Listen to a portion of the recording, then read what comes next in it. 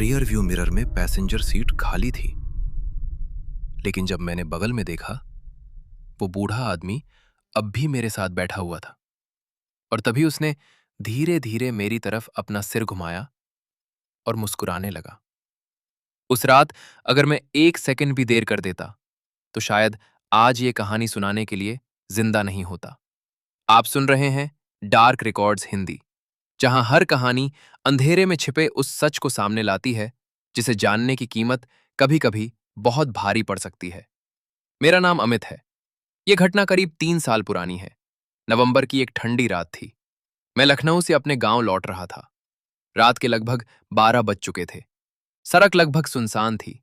दूर दूर तक कोई वाहन दिखाई नहीं दे रहा था। कार के अंदर सिर्फ इंजन की आवाज गूंज रही थी। बाकी सब कुछ अस्वाभाविक रूप से शांत था। तभी रेडियो अपने आप चालू हो गया। अचानक रेडियो के शोर के बीच मुझे ऐसा लगा जैसे किसी ने बहुत धीरे से मेरा नाम पुकारा हो। अमित। मैं चौंक गया। मैंने तुरंत रेडियो बंद कर दिया। कुछ सेकंड तक मैं सड़क पर ध्यान लगाने की कोशिश करता रहा। मैं खुद को समझा रहा था कि यह सिर्फ मेरा वहम है। तभी हेडलाइट की रोशनी में मुझे सड़क किनारे एक आदमी दिखाई दिया। वो हाथ उठाकर लिफ्ट मांग रहा था। इतनी रात में किसी को अकेला छोड़ना ठीक नहीं था, इसलिए मैंने कार धीमी कर दी।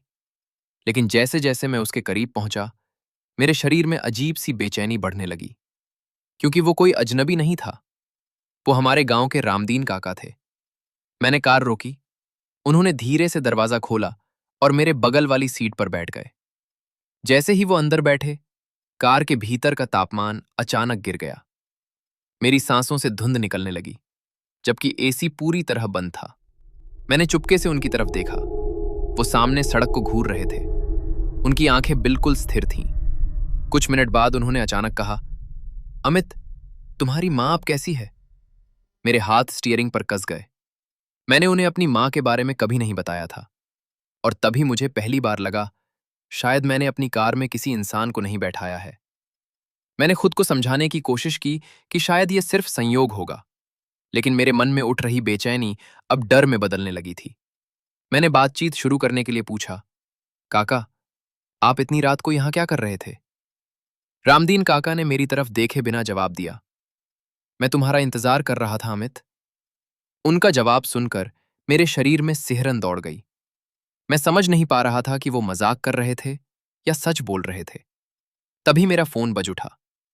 रात के उस समय पापा का फोन आना अपने आप में अजीब था। मैंने स्क्रीन पर नजर डाली। सचमुच पापा का ही कॉल था। मैंने कॉल रिसीव की। उधर से पापा की घबराई हुई आवाज आई, अमित, बेटा कहाँ पहुंचा? लेकिन उसी क्षण मेरे बगल में बैठे रामदीन काका ने भी बिल्कुल वही शब्द दोहराए, अमित, बेटा कहाँ पहुंचा? मेरे हाथ कांपने लगे। फोन लगभग मेरे हाथ से छूट गया। मैंने तुरंत फोन काट दिया। कार के अंदर फिर से सन्नाटा छा गया। सिर्फ इंजन की आवाज सुनाई दे रही थी। हिम्मत जुटाकर मैंने रियर व्यू मिरर में देखा और मेरा दिल जैसे धड़कना भूल गया। मिरर में पूरी कार दिखाई दे रही थी, लेकिन पैसेंजर सीट खाली थी। मैंने धीरे धीरे अपनी गर्दन घुमाई और रामदीन काका अब भी मेरे बिल्कुल बगल में बैठे हुए थे। मेरी रीढ़ की हड्डी में जैसे बर्फ उतर गई। मैं बार बार मिरर और उसके चेहरे के बीच नजरें घुमा रहा था, लेकिन सच यही था, मिरर में सीट खाली थी और वो मेरे बगल में बैठा था। रामदीन काका ने धीरे धीरे मेरी तरफ देखा।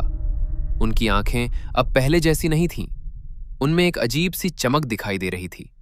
फिर वो मुस्कुराए, लेकिन इस बार उनकी मुस्कान इंसानों जैसी नहीं थी। मैंने एक्सीलेटर दबा दिया। कार अब पहले से कहीं ज्यादा तेजी से दौड़ रही थी। मुझे बस किसी तरह इस जगह से निकलना था। तभी अचानक सामने सड़क के बीचों बीच कोई खड़ा दिखाई दिया। मैंने ब्रेक पर पैर मारा। ची! हेडलाइट की रोशनी सीधे उस आदमी के चेहरे पर पड़ी और मेरा खून जम गया। वो आदमी बिल्कुल मेरी तरह दिख रहा था। वही चेहरा, वही कपड़े, यहां तक कि वही घड़ी। मेरे हमशक्ल ने धीरे धीरे अपना हाथ उठाया। उसकी आंखों में डर साफ दिखाई दे रहा था।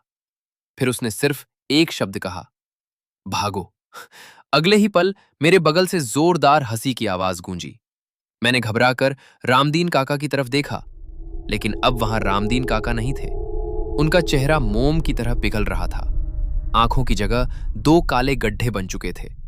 उनकी उंगलियां अस्वाभाविक रूप से लंबी होती जा रही थीं, जैसे किसी मकड़ी के पैर। और तभी मुझे दादी की कही हुई एक पुरानी बात याद आई। छलावा पहले तुम्हें भरोसा दिलाता है, फिर तुम्हें रास्ता भटकाता है, और आखिर में तुम्हें अपने साथ ले जाता है। मेरी सांसें तेजी से चल रही थीं।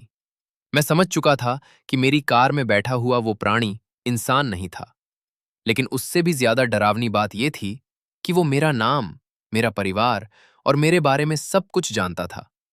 सामने खड़ा मेरा हमशक्ल अभी भी मुझे देख रहा था।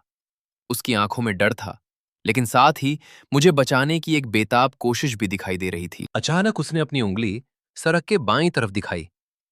कोहरे के बीच कहीं दूर एक हल्की सी रोशनी दिखाई दे रही थी। उसी समय मेरे कान के बिल्कुल पास एक आवाज आई, उधर मत जाना अमित। मैंने घबराकर बगल में देखा। वो छलावा अब पहले से भी ज्यादा भयानक दिख रहा था। उसकी गर्दन अस्वाभाविक रूप से लंबी हो चुकी थी। फिर अचानक उसकी आवाज बदल गई। इस बार वो मेरी मां की आवाज में बोल रहा था, अमित बेटा, मेरी बात मानो। अगले ही पल उसकी आवाज बदल गई। अब वो मेरे पापा की आवाज में बोल रहा था। फिर मेरी छोटी बहन, फिर मेरे दोस्त रवि, फिर एक साथ कई आवाजें। पूरा कार का केबिन फुसफुसाहटों से भर गया। ऐसा लग रहा था जैसे दर्जनों लोग एक साथ मेरे कानों में कुछ कह रहे हों। मैंने दोनों हाथों से अपने कान बंद कर लिए, लेकिन वे आवाजें मेरे सिर के अंदर गूंज रही थीं। तभी सड़क के किनारे लगा एक जंग लगा बोर्ड मेरी हेडलाइट में चमका। उस पर लिखा था, प्राचीन शिव मंदिर, 500 मीटर। उसी क्षण सड़क पर खड़े मेरे हमशक्ल ने जोर से चिल्लाया, मंदिर की तरफ भागो अमित, अभी। अचानक छलावा ने ऐसी हंसी हंसी कि मेरा खून जम गया, और उसी पल उसकी लंबी उंगलियां मेरी तरफ बढ़ने लगीं। मैंने बिना एक सेकंड गवाए कार का दरवाजा खोला और बाहर कूद गया। जैसे ही मेरे पैर सड़क पर पड़े, मेरे पीछे से एक भयानक चीख गूंज उठी। मैं पूरी ताकत से मंदिर की तरफ दौड़ने लगा। कोहरा इतना घना था कि मुझे अपने आगे 10 कदम भी दिखाई नहीं दे रहे थे। पीछे से थक थक थक ठक की आवाज लगातार मेरे करीब आती जा रही थी। मैंने एक बार पीछे मुड़कर देखा, और जो मैंने देखा उसे मैं आज तक नहीं भूल पाया। वो छलावा अब 4 पैरों पर दौड़ रहा था। उसकी गर्दन अस्वाभाविक रूप से लंबी थी, और उसकी आंखें अंधेरे में सफेद आग की तरह चमक रही थीं।